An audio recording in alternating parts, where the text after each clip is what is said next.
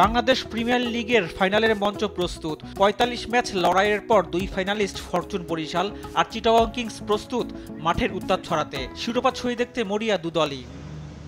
টুর্নামেন্টের অন্যতম ফেভারিট দল বরিশাল। ধারাবাহিকভাবে পারফর্ম করে গেছে দলটা। বর্তমান চ্যাম্পিয়নের তকমা নিয়ে খেলতে আসা বরিশালের সামনে এবার শিরোপা ধরে রাখার মিশন। পুরো বিপিএল জুড়ে দলগত পারফরমেন্সে নজর কেড়েছে Barishal. David Malan, Tamim Iqbal run পাচ্ছেন নিয়মিতই। মুশফিকুর রহিম, মাহমুদুল্লাহ রিয়াদ, তাওহিদ হৃদয়রাও সাপোর্ট দিচ্ছেন দলকে। কিউই অলরাউন্ডার জিমি নিশাম স্কোয়াডে যুক্ত হওয়ায় শক্তি বেড়েছে বরিশালের।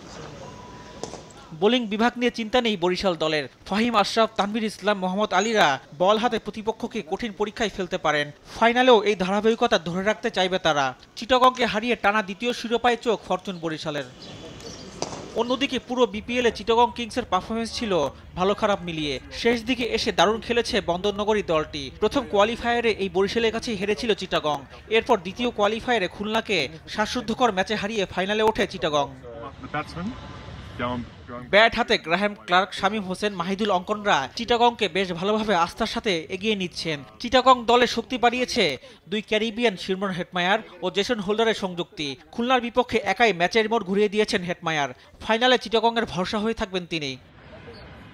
বোলিং বিভাগে শরীফুল ইসলাম, সৈয়দ খালেদের মতো দেশীয় তারকারা চিটাগংকে নেতৃত্ব দিচ্ছেন। এলিস আল ইসলাম, আরাফাত সানিরাও প্রয়োজনের সময় ব্রেক থ্রু এনে দিতে সক্ষম। বরিশালকে হারানো কঠিন হলেও সর্বোচ্চ চেষ্টা করে বিপিএলের প্রথম শিরোপা ঘরে তুলতে মরিয়া হয়ে থাকবে মোহাম্মদ মিঠুনের দল। রিফাত আঞ্জুম, দেশ টিভি, স্পোর্টস ডেস্ক।